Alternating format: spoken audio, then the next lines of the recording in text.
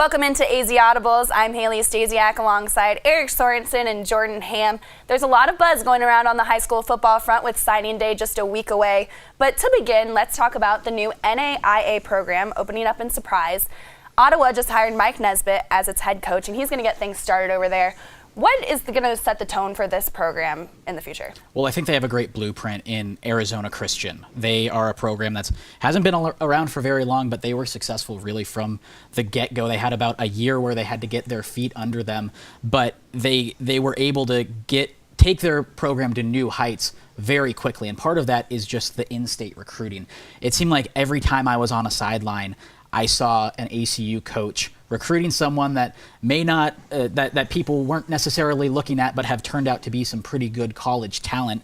So when you look at that and focus on the in-state, there are so many good players here that may not be Division I, but definitely can play at the next level, and they were able to target that. So I think if Ottawa's able to mimic that and kind of follow that blueprint, they'll be able to have a successful few years here coming up as well. It's pretty incredible what they've done over at Arizona Christian. Jeff Bowen doing a great job picking up where Donnie Yantis started.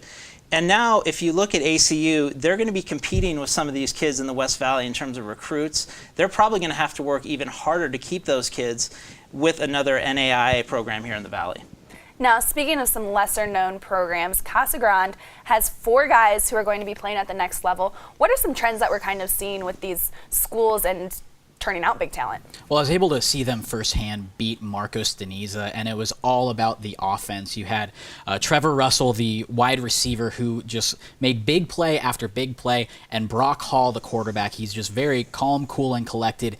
He's a big-bodied QB who has a huge arm as well. And then their left tackle, Cooper Gregg. He's the one that was protecting Hall's blind side, so he was huge in that game as well. And then defensively, Kobe Charles. He's a guy that is a ball hawk safety and that sort of thing. And we've seen, some talent kind of crop up from those programs that may not be on the front of your mind when you're thinking Arizona high school football, but I think that just speaks to the talent that continues to raise over the past few years. And it also has to do with the urban sprawl here in Arizona. We talked about this a few weeks ago.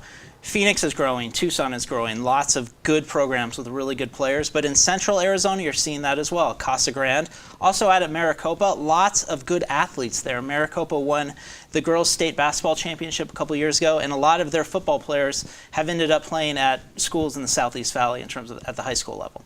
We are just a week away from signing day, and with that we have a few more commitments that are going to be announced. Isaiah Palomalo is going to make his announcement on Friday. What other kinds of commits are we seeing? The interesting thing to me is the silent commit. This is something that has been around for a while, but in the case of ASU's class, this has happened a couple times in this recruiting cycle. Basically, the thing about a silent commit is you basically tell the coaches you don't make it public, and for whatever reason, you wait until for that public announcement. In the case of Eno Benjamin, he went on a visit to Texas, drove to Arizona State that night, 15 hours, and then signed some non-binding scholarship paperwork. But he wanted to wait for the Army All-American Bowl because he knew he was going to be committing during the game on NBC in front of a national audience, and he wanted a bigger impact for Arizona State rather than him to tweet it out or maybe have a small ceremony, that sort of thing. So there are a lot of different reasons that they do this. But to me, the silent commit is something that's popped up and really caught my eye in this recruiting cycle. To me, it's all about social media. Everything happens so immediate. You're probably not going to be seeing so many kids waiting to go on ESPN to make their commitment because they can just do it themselves and get just as much buzz because they have so many followers on their social platforms.